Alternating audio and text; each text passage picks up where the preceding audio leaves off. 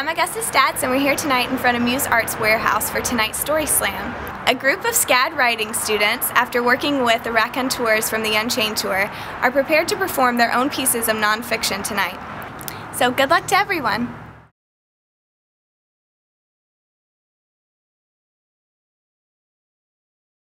I had just gotten dumped. Yeah, I know. By this guy with a really amazing body and a pretty questionable pretty much everything else. And I dealt with this, I reacted to this by having awkward sex with guys I didn't really find attractive. Anyone? Okay. So, you know, we all grieve differently. And some of my girlfriends got me really drunk one night to cheer me up. And one of us came up with the genius idea to look at sex ads on Craigslist for fun. Yeah. And so the first ad that we come across is this gentleman, this very formal request from a gentleman for a lady to take a shit on his chest, for which he was going to pay $300. And one of my drunk girlfriends was like, "That's crazy. I take a shit every day. For free." And there was something about this girl's logic that I really liked.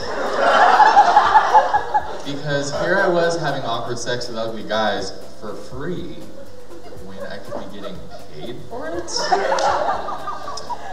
So, you know, like any job, as you start to build a skill set and expand your resume and realize that you're really interviewing the employer as much as they're interviewing you. Before you know it, after enough time in the field, you are on a plane to Hollywood to have sex with some guy you've never met before. It's just a tale as old as time. So I get to this guy's house and he's fine, but his house is like a rap video. Like, he has like an infinity pool, I think you call it. And I don't know how much this is worth to you people, but I can see the Hollywood sign from his bedroom window. I've never been to California before. And I'm like, jackpot, this is still an awesome idea, Steve.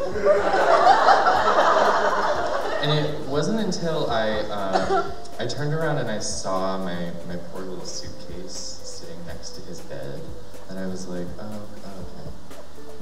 No one knows you're here right now. No one has any idea where you are. No one knows that you're a prostitute. You're a prostitute. What happened to your freshman year in college? Like, who are you, by the way? So I instigate a fight with a man and get sent back to New York. Great. Except that I don't have any money because of this little scene upon leaving where I throw all the money he was going to give me on the ground and say, "I don't need your money. I have my dignity." Neither of which turned out to be true. So I get back to the dorms and they're totally empty because everyone's on vacation. And I know my roommate Zach has this massive bucket of quarters right next to his bed, like hundreds of dollars in quarters. His bedroom door is locked, but I have no shame at this point. My life is in shambles. So I'll break into his room. So about an hour later, Zach walks into our dorm. As I am knelt in front of his door with credit cards and like a slew of odd tools fanned out in front of me, clearly trying to break into his room. And he's like, "What are you doing?" And I'm like, "I just dropped this credit card and this screwdriver and this butter knife."